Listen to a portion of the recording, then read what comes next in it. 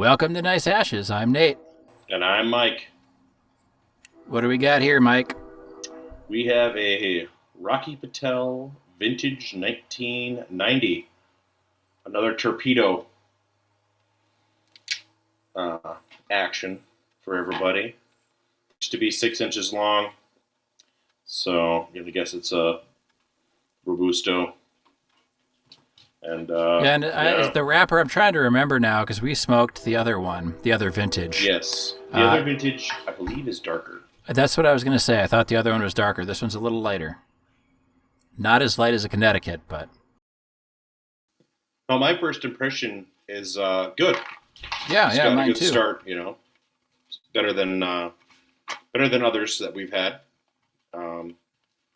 Usually a cigar doesn't start off like that I'm instantaneously in love with it or anything. Yeah. This one, it's got a really nice draw. Faint hint of spice, I think. Fairly earthy. It is, but not overly dark, in my opinion. No, not overly dark at all. All Pretty right. good darkness. Do you want to do the media that we recently consumed, or do you want to do your other topic that you had in mind? I was actually thinking we could do the media. Okay. Or we could do some news, because I just heard some crazy stuff about what's going down in Minneapolis. Well, let's do some crazy stuff, because I happen to be down in Minneapolis, and I didn't really see anything crazy, so you might know stuff that I don't. Really? So, I heard something crazy about marijuana laws in Joe Biden, which I thought was interesting because it relates to the Brittany Griner thing we talked about. Yes, yep. And then I heard some really crazy stuff about the new contract that they signed in Minneapolis. So, yeah. For the police force, or for who? No, for the teachers union. Oh, well, let's talk about that. Okay. So, for those who don't know, the Minneapolis teachers union went on strike last spring, and they got a new contract. They wanted raises, and they wanted several things.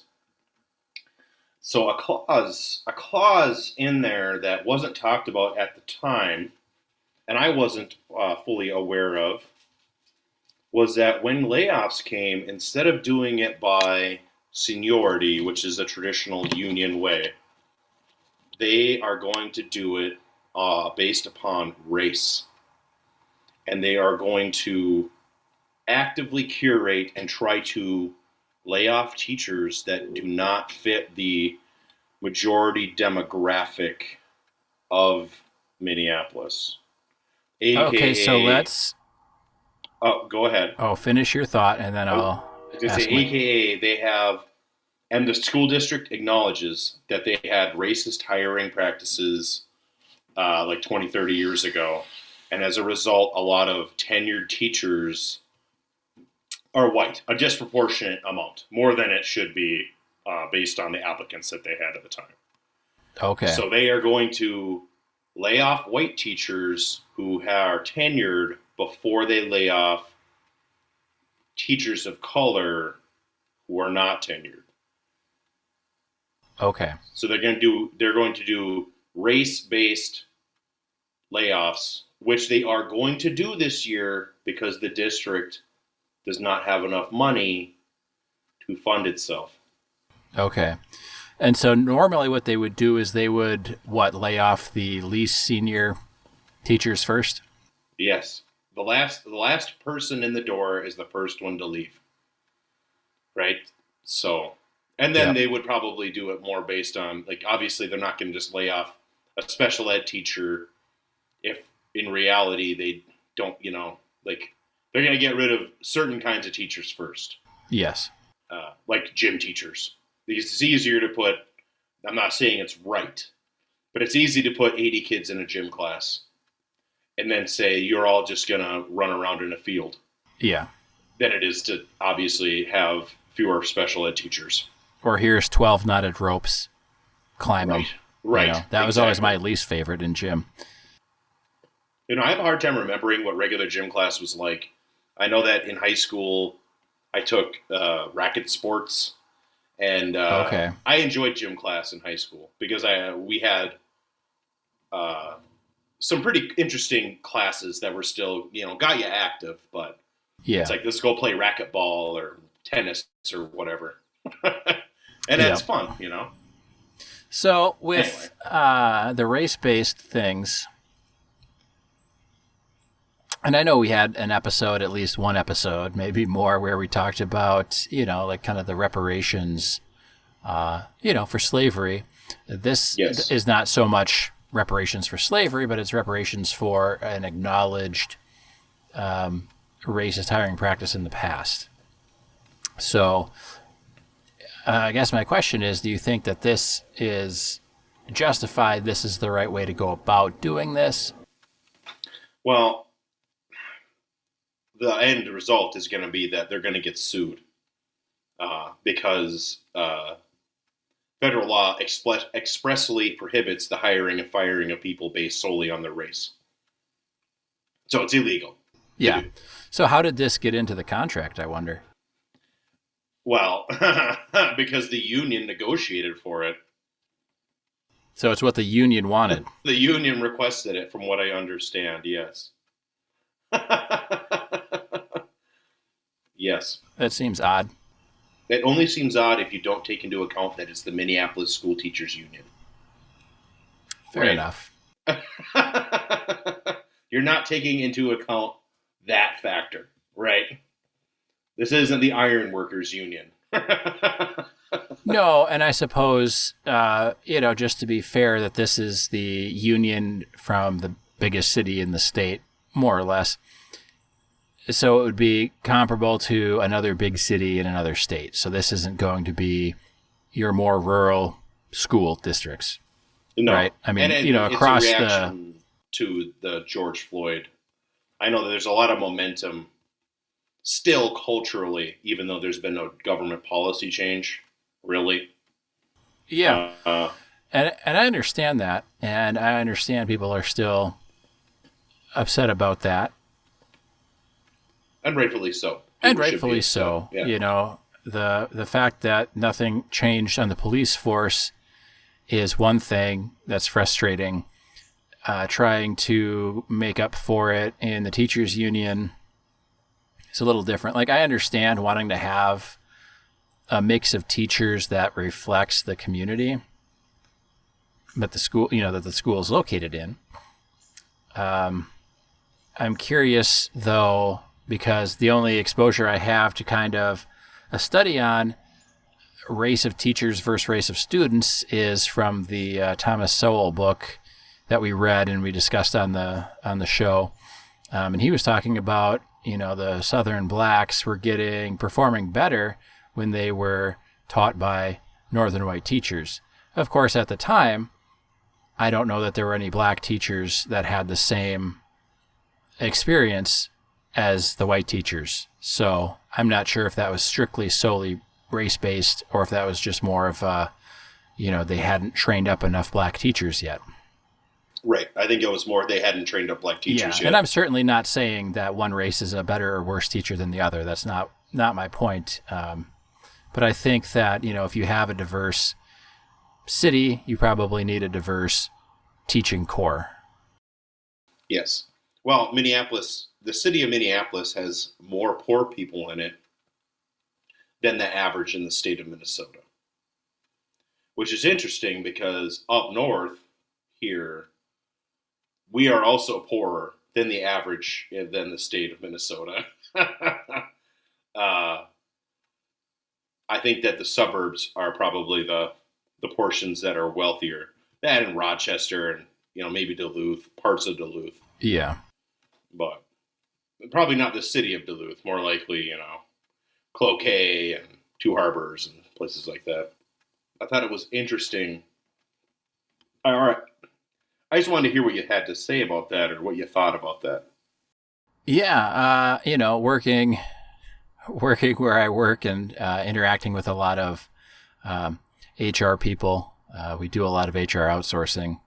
Like you said, putting something in a contract about race, especially around the hiring and firing, is probably always a no-no. I'm not an HR specialist or anything, or I don't have any certifications, but certainly aware enough that, putting race in is probably not the smartest move you can make, especially in our society that likes to litigate. Right. I don't know. I feel like a lot of these documents are always so long and so wordy that a lot of people don't read them, or they just kind of skim them. So I don't know who all needed to kind of look at this, or if the union even used a lawyer to put down their demands. I don't know. There's certainly ways you could do it without explicitly stating race. I think. I don't know how. Again, I'm not a lawyer or an HR person, so it's tough for me to imagine how. But I think. Go ahead. I was just going to say, I think the end result that they're going for is probably in the right direction, right? Getting more diverse teachers. I think that's probably a good idea. I don't think that what they're doing is the right way to do it, especially since I know, like, with teachers, the tenure is such a big thing. It's huge. It's huge. Well, the attack on tenure began nationally with Scott Walker, the former governor of Wisconsin, who terminated the teachers' union contracts and got rid of the tenure system there. And that was really frightening. That was one of the things that caused me to really rethink my career choices. Outside of my personal experience, of course, Yes. It set a very bad environment to get to trying to start a career in that field. Well, it's a dangerous precedent to set. Yes. I know that teaching as a whole probably needs quite a bit of reform across multiple fronts. I've seen the Waiting for Superman documentary, where they talk about kind of like the revolving door of teachers with tenure. Nobody can fire them, so each district kind of shuffles them around to other districts at the end of the year, right? Mm-hmm. And you can't really ever fire them. If they're tenured, they can sit in a room and get paid, quote unquote, looking for a job. Sure. So, there's certainly things that probably need to change. I think the biggest thing that would probably reform teaching is, offer them a decent wage. And then, boom, you've got good teachers, or you've got a bigger chunk of good teachers. Well, there's a national teaching shortage right now, and that is based almost entirely on the wage. Who the fuck would go into a job that requires 4 years of school to get in, and then years of experience, and then more schooling to become a fully certified tenured teacher? And at the end of this, you only start off at 20 to 30,000, and at the end you can expect to make 70,000 and no more at the end of your career. Yeah. Meanwhile, putting in hundreds of thousands of dollars, potentially at least $100,000 in cost for your schooling and all those other things, and it's extremely stressful. And it's a 12 to 13 hour a day job during the school year, Yeah. And most of them have to buy their own supplies, even. Mm-hmm. This isn't about teaching, but it's kind of about another industry that, I think this kind of like underpayment or not keeping people's salaries once they're hired, not keeping those up to the current market rate, as it were, is like nursing, because they've got temp nurses or the traveling nurses that don't really work for any one hospital, but they work through a nursing like temp agency basically, and the hospitals will hire them on in busier seasons or if they've got a lot of nurses out, and these temp nurses are making a lot more money than the nurses that work for the hospital. So a lot of the nurses that work for the hospital are quitting and going to work for the temp agency. So now the hospital's paying even more to get these temp nurses in to cover them, and they might even be the same nurse that used to work there. Mm-hmm. So it doesn't it doesn't make any sense. Like, just pay them more. Right. And, well, I've always heard this issue with tenured teachers not doing their jobs.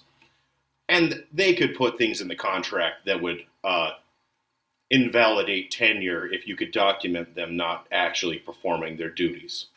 Yeah, the same as anything else. Like, if you're not doing your job, in most industries, you either get fired, or if they have any kind of HR department, you get put on like a performance improvement plan, and you're given like one last opportunity. You know, you either start doing your job or you're gone. Right.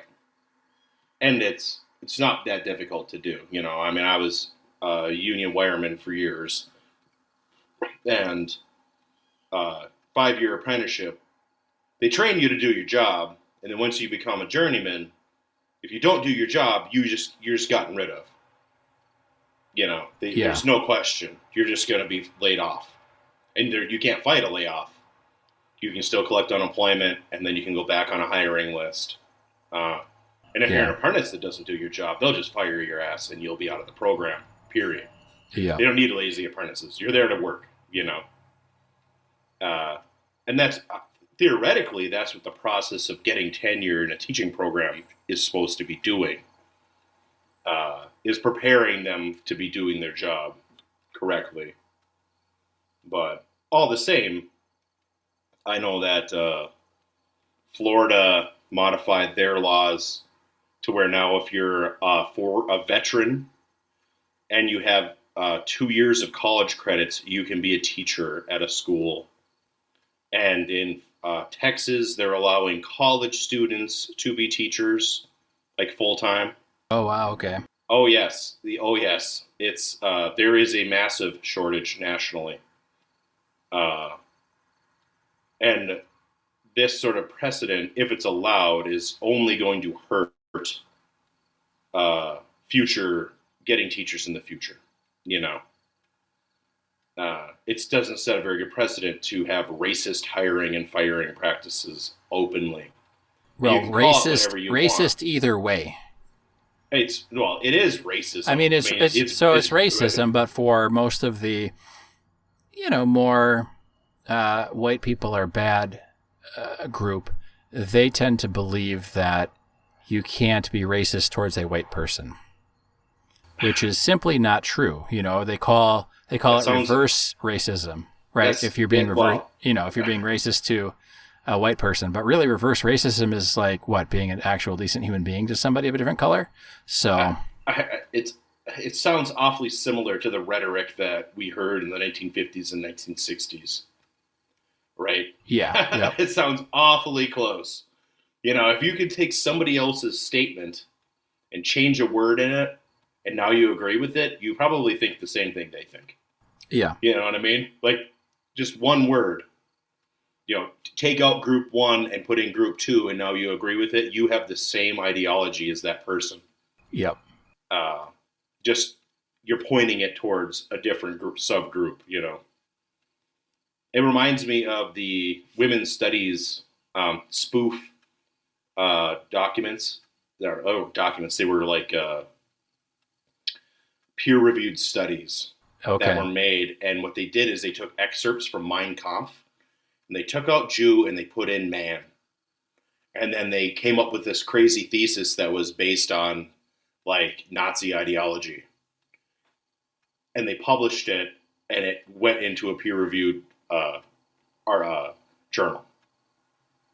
Right. It passed into the journal. And was probably and published. Highly well received.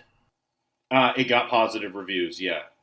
They didn't even know the people who authored it, which was a group of a woman and two men who were science professors. They created it together as a study of their own. They were doing a study of their own on the women's studies department. Okay, yeah, like some kind of psychological or... Yeah, I think that one was a psychologist and one man was a statistician and whatever. They all had different disciplines. None of them were women's studies, and it was both men and women. And it was astonishing. And they all got reprimanded for it because they made the women's studies program look bad. But we don't do that here. Right. we have to like the women's studies group. And I'm not against women's studies. I take women's studies. I'm not against women's studies, but I'm not against African American studies or anything else. But it's one of those things where if you have a women's studies, you kind of have to have like a men's study as well. Right. Do you remember those bars that had the ladies' nights? And now you hardly ever see ladies' nights anymore because somebody took them to court because it was discriminatory against the male patrons. Oh, yes. I had to take a women's studies class as a part of my multicultural training, as they call it. And the professor made a statement that I strongly disagreed with, and we had an argument for about 2 classes about it. You arguing with somebody in a position of authority? I know. That doesn't sound like you, Mike. Well, the weird part is that it wasn't just me. I got a lot of the female students on board because she made the statement that women, face unrealistic expectations by society, and then she brought up double standards. And I started breaking apart the double standards. And one of the double standards that really got a lot of the women in the class upset was she said that women who are single in their 30s and 40s are looked down upon society, but men in their 30s and 40s who are single are not. And it's like, well, that's not true. Every small town living person knows. Well, you grew up in a small town. Yeah. Every person in a small town knows that if a man is single in his 30s in a small town, he's gay, he's a serial killer. There's something wrong with him. It's very looked down upon for that man to be single past, 28 or 29 or whatever. He's a weird freak. But it was all just and part of that, this is taking it a little bit away from the women's studies, but part of it is our society has kind of a very unhealthy obsession with couples or long-term relationships where you're almost not validated as an individual unless you are in a long-term committed relationship. Right? Like people don't take you seriously. They say they might, but a lot of times they don't because they're like, well, that person can't find a partner. That person doesn't have a significant other. I can't, they don't like think that out loud in their head, but they still will be like, well, they're just playing the singles game or something, it's all these little dismissive comments, right? What I heard a lot growing up was they must have a vicious personality, some variation, not that exact statement, obviously, but some version of, they just must be vicious or cruel or, have some emotional defect. Yeah. There was a collection of things, on Twitter. Sometimes they ask hey, what's something weird that your significant other did? Or what's something weird that your boyfriend did or whatever. And there was one, and she was like, well, my boyfriend never wiped his butt after he pooped because he said it was gay to touch his butt. And I'm gagging because I'm what the fuck? I don't believe that for a second. That sounds like bullshit to me. It sounds like it because you couldn't, other people would smell it. They would smell it. You'd get a rash. You'd get a rash. And more. Yeah, if you go camping for a week and don't shower and you're not giving yourselves hoe baths with baby wipes or whatever, you get a rash everywhere, not just on your butt. Take a dip in the lake. Right. Which makes me wonder, all the settlers that were wearing 5-piece suits, marching across the hottest part of the country with their wagons, and then they bathed once a month. Well, they were bathing more often than that. That's kind of a myth, First of all, they were carrying water with them, and they put vinegar in the water to keep it sterile for long periods of time in the wooden barrels. Yeah. So if you're going to take a cloth and you're going to rub vinegar water on yourself every day, let's say, okay, you're going to sterilize your body a little bit, enough to continue. So they weren't doing the sit in the wash basin the steel wash basin thing. They did that once a month, but they would still clean themselves. Yeah, Yeah, throughout the absolutely. day. They take a sponge bath or a version of a sponge bath, which is what a lot of people do across the world still now, Yeah. Obviously, it's not as effective as a full-on shower with modern moisturizing soap and all the crazy shit that we have. Well, yeah, That and makes the life and wonderful. the gendered soap, because heaven Sure. forbid a man uses a lady's soap or vice versa. What kind of soap do you use, Nate? I use Dove for men. Oh, so you're a gel guy. No, it's a bar. It's a bar Oh, soap. it is. I just use Dove for sensitive skin. Okay, but this Yeah. is like the Dove like men, and it's just bar soap. Oh, yeah, I just use just Dove, Well, they Yeah. have regular Dove, and I'll use that, and I'll use Dove for sensitive skin. I used to use Dial, but Dial dried my skin out real bad. Oh yeah. Yeah. I think like growing up, we always had the Irish Spring, and so I Oh, tried yeah. that again as an adult, and it wasn't that good. It didn't actually like clean. Like I still felt kind of dirty afterwards. It makes my skin get irritated from the perfumes in it. Mm. Yeah, I use I'm really big on the scent-free everything. Yeah. I don't know. It's like the dye and the scent and shit is not. I think it's because I've not used those products for so long that my skin is now sensitive to them. Probably, and a lot of those things Yeah. are very harsh on skin, and nobody Right. really tells you that. So, Right. but they're harsh on skin, so then you have to buy their other products that get rid of rashes. It's like a whole Right, big exactly. thing, right? Like, so I'm yeah, about, it'll be. go ahead. Yeah, I'm No, about you go halfway ahead. too, Yeah, I'm about halfway. and I like it. I think it did do a little, almost kind of like a sweeter. It got a little sweeter towards the middle. It's sweeter and it's dark, but it is good. I really like this one. Yeah, this one is. This Yeah. one could go toe to toe with the Fuma. Oh, easily. I think this thing could go almost toe to toe with the Series R Romeo and Julieta. Okay, I like it I that much. I like it this that much. one. I think. Well, I was trying to keep it within the Rocky Patel family. I think this is better than the Fuma. Yeah, I think this is better than the Fuma, and I'm trying to decide if it's better or not than the Connecticut Howitzer, because the Connecticut Howitzer was magical. This one's really good though, and I think if I were to pick a Rocky Patel to smoke, on the daily or more frequently, because I'm not going to do the Howitzer every day. It's too big. This one is probably it. This is probably the best one of a regular normal smoking size without going to the Howitzer.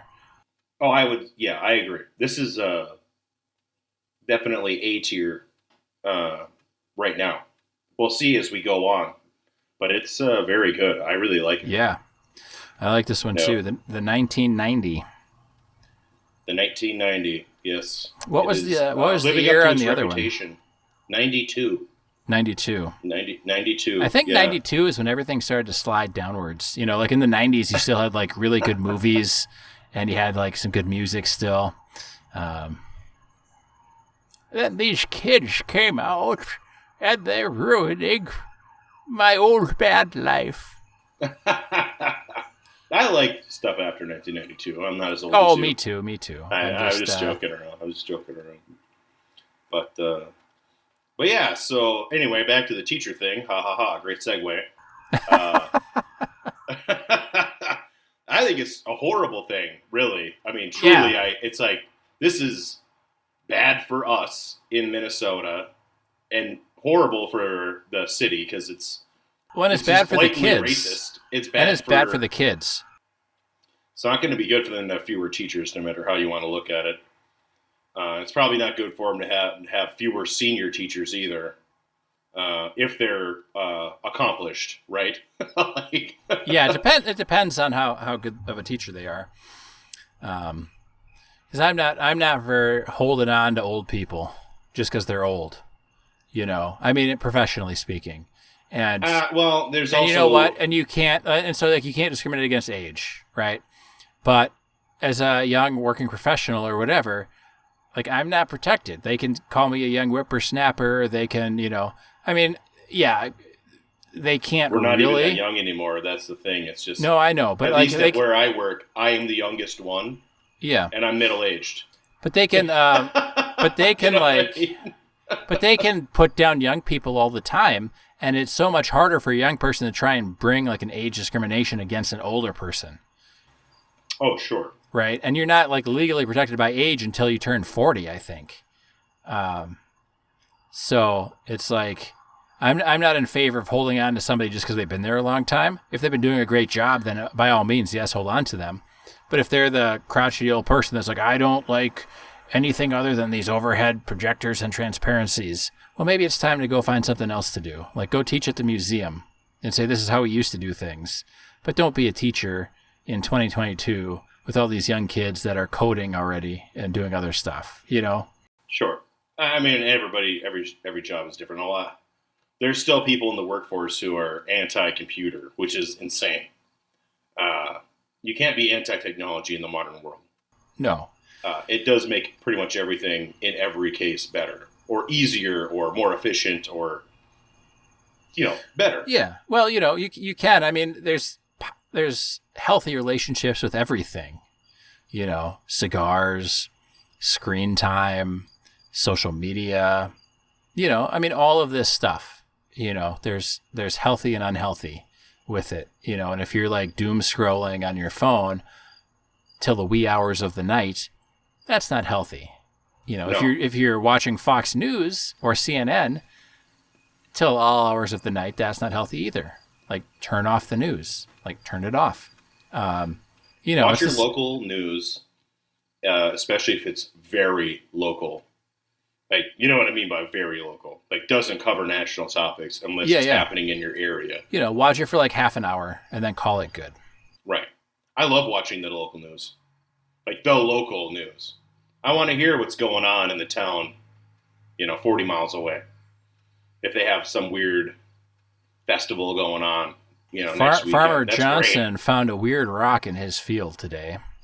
I mean, I want to hear about it. More at 6. Literally, yeah. Yeah, exactly. Like that's what I want to hear, And then you hear about the local people that are missing.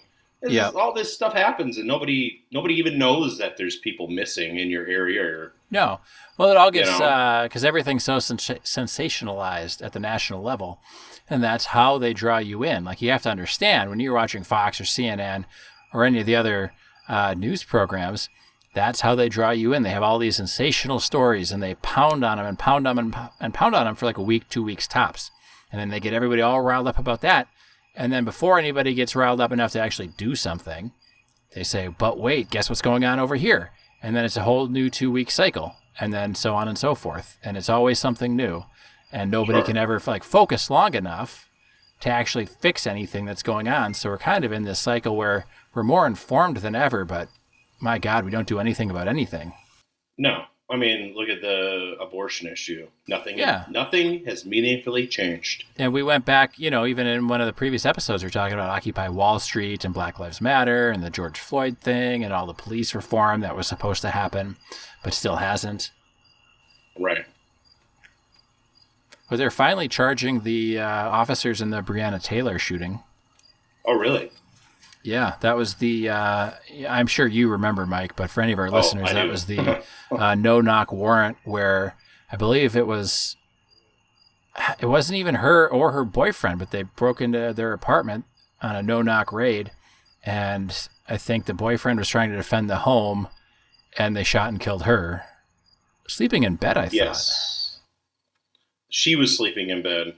I don't know about the boyfriend. I know the warrant was for a previous boyfriend of hers. Yeah. That put her residence as his residence on his driver's license. Unbeknownst to them, allegedly. Yeah. We don't know because they're not alive anymore. Yes. And he had committed some crime or was accused of committing a crime. Again, it's kind of like the George Floyd thing where he was accused of committing a crime, and it's regardless of his past as an individual, it's not even clear that he was committing a crime.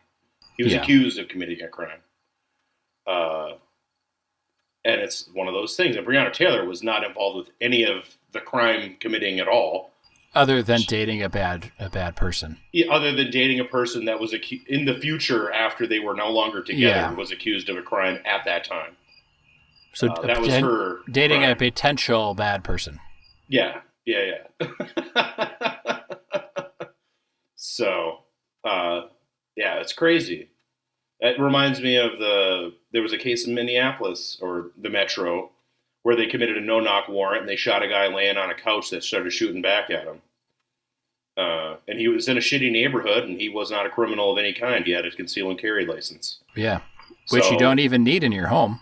Which you do not need in your home, but the fact that he had a conceal and carry license means he had no criminal record. Yeah. Of any kind. Yeah. You cannot get a conceal and carry license with a criminal record. Well, and here's the interesting thing. In Minnesota, we don't have the castle doctrine. So if somebody breaks into your home and you're physically able to escape, you need to escape first. But if you're running from the cops, even if you don't know it's the cops, like somebody breaks down your door and you don't know who it is and you try and run, guess what? They're probably going to shoot you anyway. Yes. So, like what? What are you going to do? Nothing, I guess. It's a no-win situation. Yeah. It's a no-win situation. And I don't think that no-knock warrants need to be gotten rid of, but they need to be restricted. They need to be... Are you going after somebody who is a serious criminal? Well, and so here's a segue for you. Ex-teacher man, is, you know what? I had this brilliant segue all planned in my brain, and now it's gone. But anyway, I was going to say something like, it needs to be very specific, yada yada. Breonna Taylor weed thing, not Taylor. Brittany Griner weed thing. Brittany Griner, the weed thing. Yes. See, that transition worked out amazing. Thank you all for listening and bearing with me while I had a complete and utter brain fart. We are in the runnings for whatever nominations they do for TV personnel. What are they called? Tonys? No, the Tonys are the screen actor. That's like whatever. TV acting. Yeah. I don't know what newscasters win. Yeah. Well, we're not really casting the news, but I know, but I'll probably whatever it is, I'll probably never win it. No, whatever it is not for people of my ilk in stature in life. So it's just the way it is. So Brittany Griner is, of course, going to be serving 9 years in jail, Russian prison. Can we call it a Russian gulag instead, or is that racist? Nah, it's not racist. I mean, they have gulags, so it might be a gulag. I'm not sure if they still have gulags there. I don't know a whole lot about modern day Russian prisons. What do you know about gulag culture? Only what I read in Ivan Denisovich. You know what I mean? I love that book. So do I. I really do as well. That's what I know. Yes. I also know that the Bolshevik Revolution was planned in gulags. Okay. So they weren't super restrictive necessarily. But the living conditions weren't very good. Living conditions are not great. Yeah. But you can make a lot of friends there, I've heard. Apparently they didn't really control you a whole lot. They just kind of... I know that they didn't have... a lot of them didn't even have fences. It was just like... The terrain was so shitty that if you wanted to leave before your sentence was up, you go ahead and leave and take your chances. Well, and I also heard that most of those gulags from back then didn't even have Wi-Fi. Mm-hmm. I heard that a human rights violation as well. Yeah. That the Tsarist gulags did not have Wi-Fi or gyms. They had no gyms. Or kale salad. Yeah, I mean, where did they get their avocado toast? It's borderline. Well, it's probably good that Brittany Griner doesn't have her weed anymore, so she can't have the munchies and have to eat like a raw potato. Yeah, borscht. That's the only Russian food that I strictly know. Well, you got potatoes, and you got vodka. Yeah, I guess so. So, I mean, those are what, the three main food groups? Borscht, potatoes, and vodka. Yes, something like that. So, anyway, they did a little... Somebody that I watch did a little investigative journalism and reported on it, and The first year of the Biden administration saw a 25% increase in the prosecution of marijuana crimes. And, all right, so fact one. Yep. Biden is more restrictive on marijuana than Trump. Fact two. The seizing and burning of property went up by 85% under the Biden administration, aka the Biden administration is sending the feds in to burn farms down that are growing marijuana in states like California and Colorado and places that legalize growing. Yeah, it's legal at the state level, but it's still illegal at the federal level. Right. So you get into a weird gray area. Right, and the feds can still prosecute. The local yokel won't, they won't. But the feds can still send in the FBI, and the FBI will come in and burn your farm to the ground. Because you're growing marijuana, which is legal in the state, but illegal federally. Fact number three. Under the Biden administration, the State Department, under the leadership of Merrick Garland, prosecuted 2 black men for marijuana possession. One got life in prison because it was his 3rd offense, and the other one got 16 years. And I don't know what offense level that was. I don't know the story behind the 16 years of prison for possessing marijuana. Yeah. And I believe both cases were basically personal use amounts, which I would consider anything under a pound. I mean, theoretically, that's dealing, but I mean, realistically, when I was maybe when somebody that I know was using marijuana, wink, I'd buy a quarter pound, a half pound at a time. Well, so it depends. I being the person that I know who used to smoke marijuana. I think it depends, right? Because like, what's your buying preference, right? If you could only have X number of cigars on your person for personal use, I mean, we'd be charged with intent to distribute, right? You know. But I don't sit at home and smoke every cigar that I own in one night. You know, right. I can go and buy a 24-pack of beer or, 5 bottles, 1.75s of some liquor, and nobody bats an eye. And it's like, well, I'm not going to drink those in one night. I mean, there's probably people that do or try to and black out halfway through, but do you want to have to go buy a small amount of weed every week just so you can smoke, or do you want to buy for a month or 2 months? Like, right. And especially, let's just say the story is from 15 years ago. It's a lot more difficult to get marijuana then, so it's definitely a better idea just to get a lot. Yeah, if you have the connection to get it. Yeah, if you can get it and hold it. You get a bunch and you store it correctly, and then you don't have to worry about it for a while. Yeah. Well, so, you don't have to worry at all, and it's a safe place. You're not carrying it around or doing anything dumb. Yeah, and I think the important thing to note here is neither Mike nor myself know how to safely store or transport marijuana. So this is all hypothetical to our listeners because this is a cigar podcast, and we can talk to you about cigars. We're just kind of trying to talk about the legal hullabaloo, I suppose, around marijuana, because marijuana grows in the ground and you smoke it, and tobacco grows in the ground and you smoke it. So it's peripherally interesting to discuss. Yes, it is. And it's related to the Brittany Griner thing because there's an uproar. And now we know that there's several other Americans in prison in Russia for trying to smuggle marijuana in. Yeah. All for personal use, right? It wasn't like a drug dealer.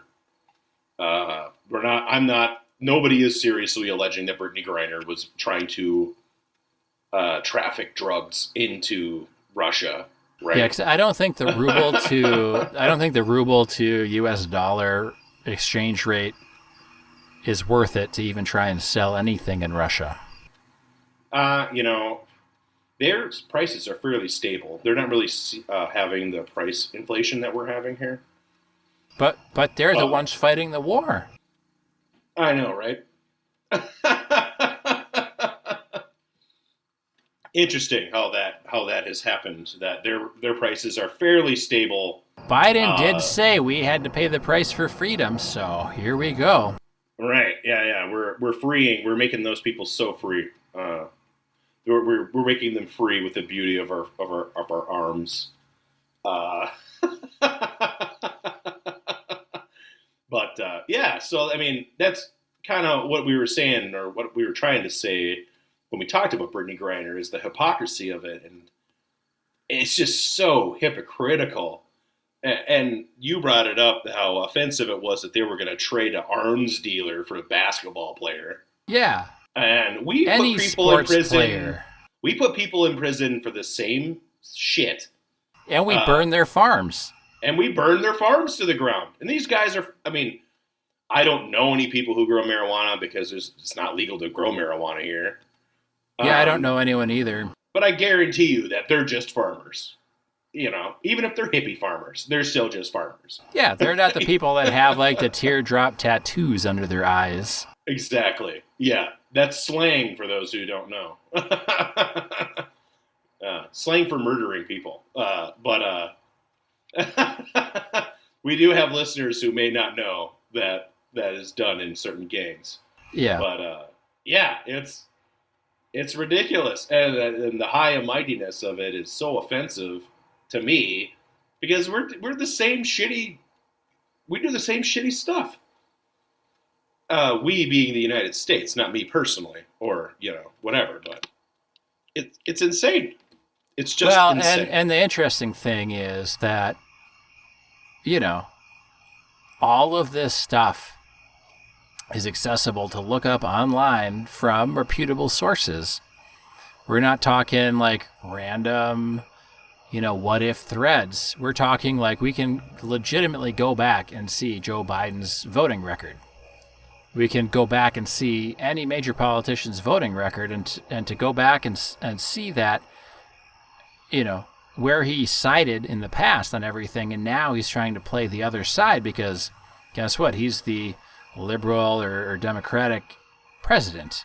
So now he has to play this part, and he has to care about WNBA stars who are smuggling weed into Russia, regardless of how much. If it's one bud, if it's 3 bushels. I don't know if they measure weed in bushels. But for him to try and care about that, or pretend to care about that, when we know that he doesn't, and for him to try and pretend to care that he cares about Roe v. Wade when he doesn't,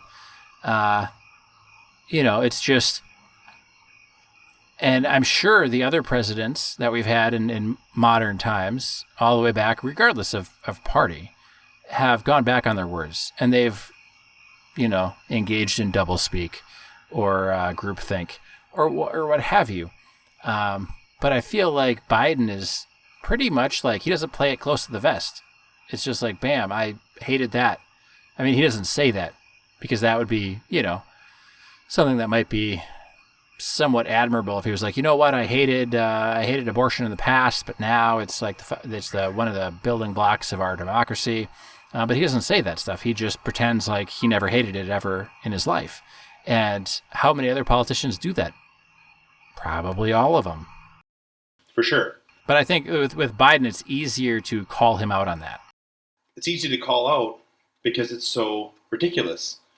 People, you and I have talked about this. We talked about it before the last election. Yeah. That Biden is the last Dixiecrat in the government. The last one. There are no more. He's the last one that's still alive. And, of course, I guess I should explain, the Dixiecrats were the Southern Democrats who were conservatives. They were against desegregation. They were the bad guys from our modern perspective. Well, and maybe we should talk about this briefly. We got a little bit left of the cigar left here. But this was something that somebody I know that was a diehard Trump fan posted online that, hey, in Racine, Wisconsin, is where the term Republican was coined. But the era in which that term was coined meant modern day progressives, because there was a flip or a flop, and I don't know necessarily why, but I remembered it when I was listening to the Liz Cheney speech, concession speech, when she was saying, Abraham Lincoln was our party, but he was a Democrat, which at the time was kind of the more conservative of the two parties. So, it was, they switched, and I think you would be able to explain it better than I. The party switch, it was obviously a gradual process. Well, yeah, it wasn't overnight. It wasn't overnight. But to make a very long and complicated story simplistic, Teddy Roosevelt was so popular at the beginning of the 20th century that he wiped out all of the old school conservative politics with the force of his policy and personality, with creating the national park system and being a trust buster and really fucking up the companies that were in charge of the quote unquote golden age of industrialists. I'd vote for him. And they brought in a bunch of laws like child labor laws and the 40-hour work week, and they created that Food and Drug Administration and all these things that the modern world just takes for granted, the modern American world. So after that, for a number of years, and Woodrow Wilson was the first Democrat who was a quote-unquote progressive, even though he was a hyper-racist, possibly the most openly racist president we've ever had. But he was more progressive on a lot of labor policies and things. And for a number of years, the Democrats and the Republicans were very similar. And FDR really slammed that home. I mean, FDR finished what Teddy Roosevelt started. And after that, the Republicans and the Democrats pretty much didn't disagree on a whole lot. They were very similar. One of the disagreements was universal health care. The Republicans were against it and the Democrats were for it. Post-war politics type stuff that is not really relevant to the modern world. And that continued until 1968, or 1964 through 1970, when the Democrats started to pass the Civil Rights Acts and the Voting Rights Acts, and they actively started desegregating every part of Southern society. And then Richard Nixon in 1968 developed the Southern Strategy, which was a purposeful attempt to, one, put dog whistles into the Republican campaign to signal to racists that he was on their side. Two, a lot of the old school Southern Democrats were racist, and they were very resentful towards the Democratic Party for passing the Voting Rights Act and actively trying to desegregate, and the Great Society programs that tried to increase the wealth of black people. And then after Nixon got elected, based on this strategy, he initiated a series of acts that made marijuana illegal and heroin illegal and LSD illegal and all the modern drugs that we think of being illegal. He's the one that actually made them illegal. LSD was perfectly legal in 1967, and then it was magically hyper illegal by the 1970s. And that's ultimately what put the nail in the coffin of the party switch. And the Republicans ran as conservatives, and they wanted to win the South because they knew they didn't have a chance anymore up north. Because in the North, the desegregation policies and the Voting Rights Act policies and all of these things were very popular. And understandably so. And now they don't want to they being any politician of any party, don't really want to talk about that because it is based on racism and the manipulation of people in that direction. And when you say racism, you mean states' rights. Right.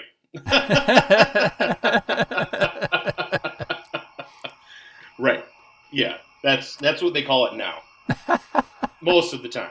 Even though I am a states' rights, I like. Well, yeah, I mean, I like not, the not idea to, of states' rights, not but to, not states' rights so that black people have to carry around a book that says all the friendly gas stations in Oklahoma or whatever.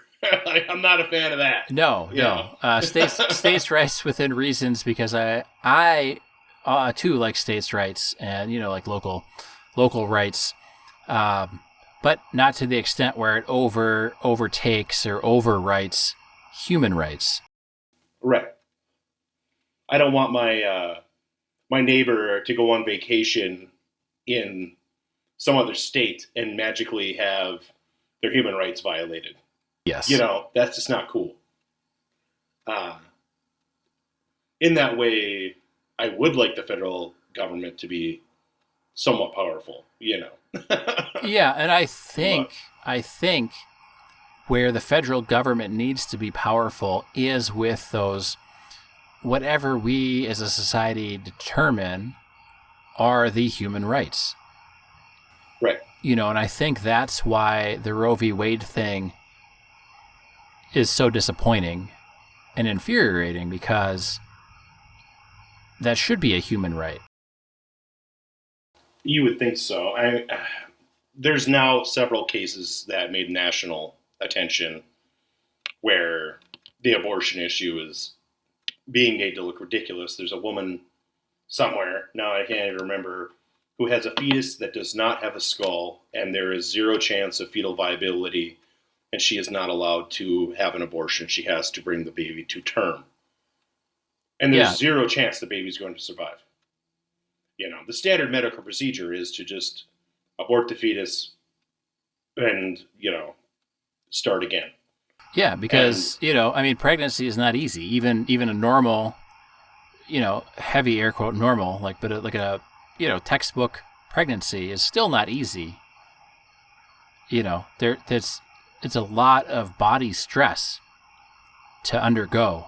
And why would you allow something that is not going to live to continue to inflict that on the mother or the pregnant woman, and then what? You have a risky or a, potentially, giving birth is not it's not necessarily exactly easy or safe. Yeah, exactly. It all depends. Yes, when we were living in caves, we didn't have hospitals, so you either had a nice pregnancy or you didn't, and you and the baby died, or one of you died, or both of you died. And now pregnancy is a lot safer by and large, just statistically speaking, but that doesn't mean each individual case is just as safe. And that doesn't mean that there won't be complications. There's very healthy babies that something goes wrong somewhere and they need to be induced. They need to, come out early. They stay in longer than they should. There's all sorts of things. So it shouldn't even be an issue. Like, we shouldn't even have to be talking about it. If it's not viable, like, and 0%, how often do doctors say 0%? The longest a very child often, that has been born without a skull has ever lived in the United States is 1 week. Yeah.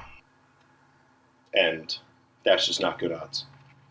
Also, there was a story in Ohio that got national news coverage that a 10-year-old was raped. They arrested the rapist. She could not get an abortion, had to go to Indiana. And now that child's mother might be facing prosecution.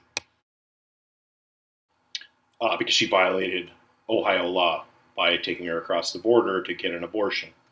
Well, that is some dumb fucking shit right there. Right. Number one, the Fox News world tried to deny the story was real. Then it turned out to be real. Number two, they said, oh, it's very rare. Well, then it came out, and this was not covered nationally. Actually, about one time a week in the state of Ohio, a child under the age of 15, aka 14 and under, has to get an abortion from a rape. In Ohio alone. Yeah. Right? And by population, that means that other states probably have similar rates. One it's would ugly, think. but it's true. It's Yeah, it doesn't make it right, but you can't take a victim, especially of something like rape, and then make them a criminal. Right. It is because not safe for a 10-year-old because to they're carry a trying. baby. No, because they're trying to move on. Well, even like safety aside, they're trying to move on with their life. They're trying to put that incident behind them. They were a Right. victim of a violent crime. And now you're trying to turn them into a criminal because they're trying to move on with their lives. Right. I mean, it's just, yeah, it's insane to say, oh yeah, a 13-year-old should have to carry the baby to term. It's not safe for a 13-year-old to carry a baby. No. It's just not. Even in the modern world, that's a terrible idea. Did it happen in the past with kings and queens and royalties? Most of the time when they got married, most of the time when those child marriages, they were married and they were separated until they were late teens. Okay. And then they were allowed to get involved. You know what I mean? Yeah, And but there's Puritan stories. America, Yeah, I mean, there's stories though of younger royalty having children at a lot younger ages than we currently do, or that we currently would expect, or would currently be socially acceptable. Sure. But just because it happened once or twice, or a small percentage of the time, doesn't mean you can sit there and say every 10, 13, 15-year-old can carry a baby to term. Like that's not justification. That's like the rare instances, right? Those Sure. are the outliers. Those aren't the norm. Yeah, in a lot of societies where child marriage is normalized, they are they have monitored interactions. Let's put it that way. Even in America, so in the puritanical society in the Northeast, they had child marriages, what we would consider child marriages, largely as a method to prevent premarital sex. Yeah. But they would still live with their families separate and stuff until they were adults. You Well, know what I speaking mean? about cultural laws and things, one country just voted to decriminalize homosexual sex. Oh. Like today. But it was funny because they're like, hey, we're going to decriminalize, gay sex because what two consenting adults decide to do isn't our business. But we're going to just kind of firm up our laws on the gay marriage thing so that we don't have any of those. Right. But, some of those countries, they don't have, and even here, it takes time. And there's no national law that legalizes gay sex here. There's no national law that legalizes gay marriage. There's no national law that legalizes interracial marriage. And even in this country, there's not going to be a law that legalizes gay sex. They're just decriminalizing it. Right. You know what I'm saying? Like, right. They're not saying that you necessarily have a right to do it. It's just that if you do it, you're not going to get prosecuted. It's like a fine line, but I think, it's maybe the first step towards that country kind of coming up to, 2022 in their laws. But, it's the 2022. No, I know that, but it's the same thing as we were talking about with, freeing all the enslaved people, right? Here, like you can't just do it overnight. Like there's a roadmap, there's a process to make that happen. Like this country probably couldn't just straight up and say like, hey, whoever wants to get married is fine, because there'd be riots, people would be upset and things. So the first step is, let's decriminalize gay sex. Sure. And then we'll see if we, fall into the sea or burn in brimstone and hellfire. And then maybe, 10, 15 years down the road, anyone who wants to get married can get married. It's always a process because there's other people that think the exact opposite thing. So I'm not saying that's right. And I'm not saying this country is, the bastion of all things to strive for, but I'm just saying like everything legal is a process, and you have to sometimes pick and choose, hey, we can do this one tiny little step without pissing everybody off and having riots and bloodshed. Right. Or we can just, it's almost like going, cold turkey or a whole hog or whatever the phrase is. But then that's when people get really angry, and that's when you get violence, and that's when you get, so I don't know. It's different, but I don't know. It's I always agree. I agree interesting. with you. The federal government should have less power in certain arenas and maybe more power in others. Where, human rights, like that's what I want the federal government to do. Human rights and keep me safe from invading nations, and then leave me alone. Like stay out of my life. Largely, yeah. Yeah. Uh, there's definitely, like I say, they have to have rules about many things, but obviously our federal government is borderline out of control. I would say it's probably out of control, not even borderline. Yeah, I would agree with that assessment. Well, Unless we have any federal government listeners to our podcast, then whatever you're doing, we love it. a lot of if we do, they're probably doing something that is a communicative good. There's a lot of Possibly. things the federal government does that is very good.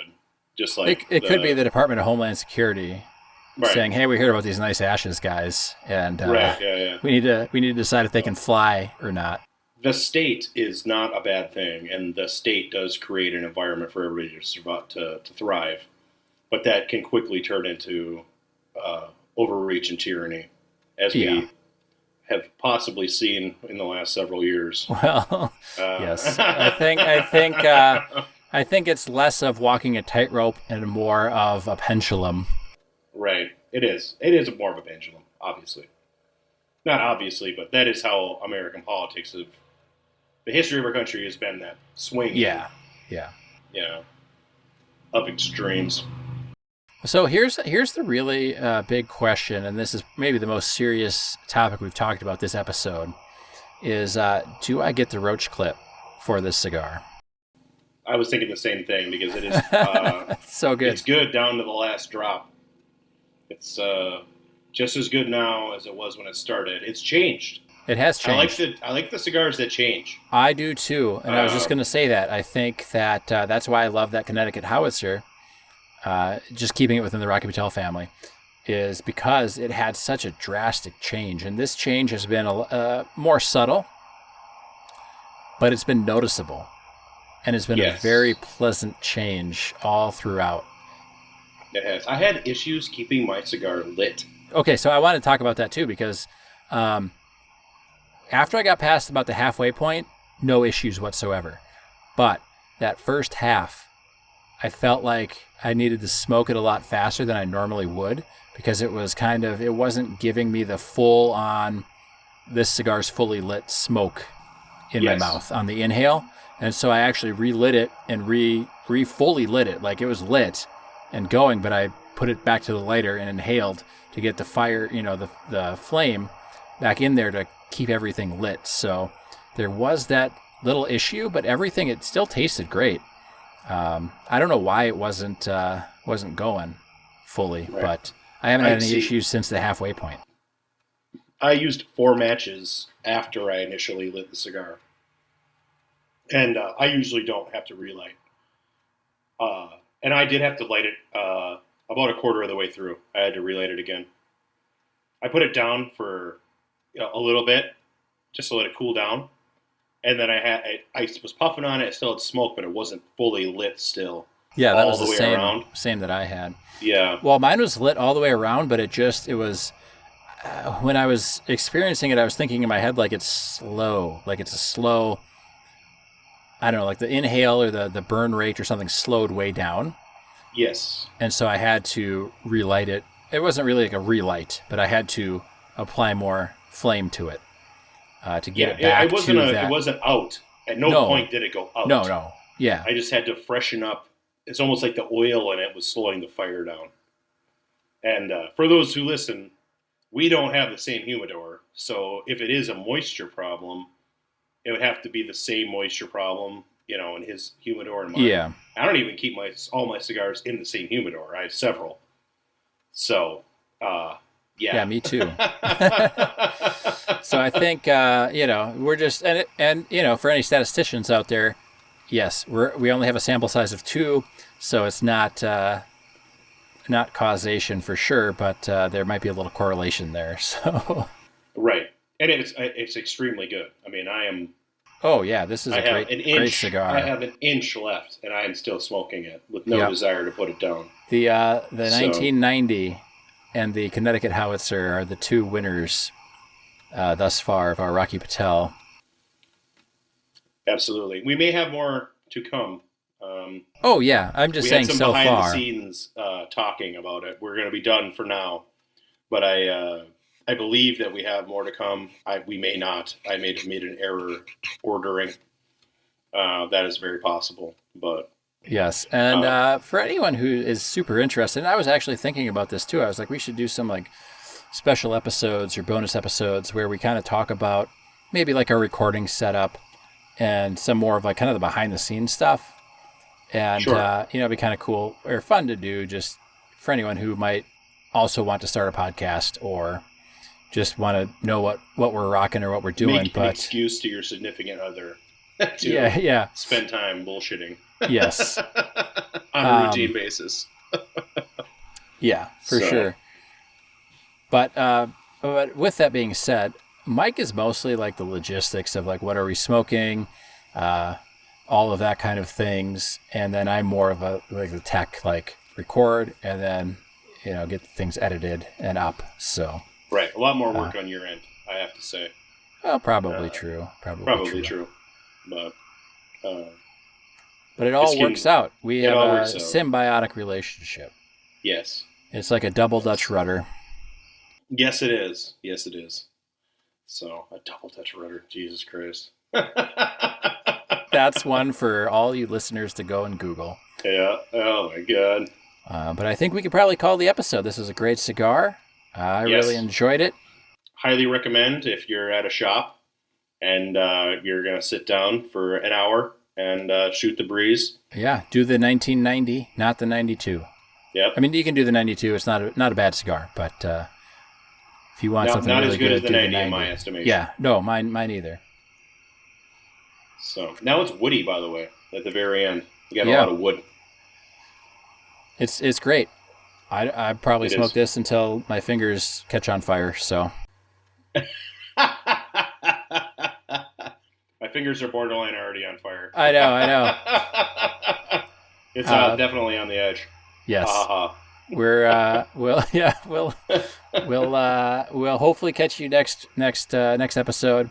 Hopefully we're not in the burn unit. Yes. Be safe. Have fun. Thanks for listening.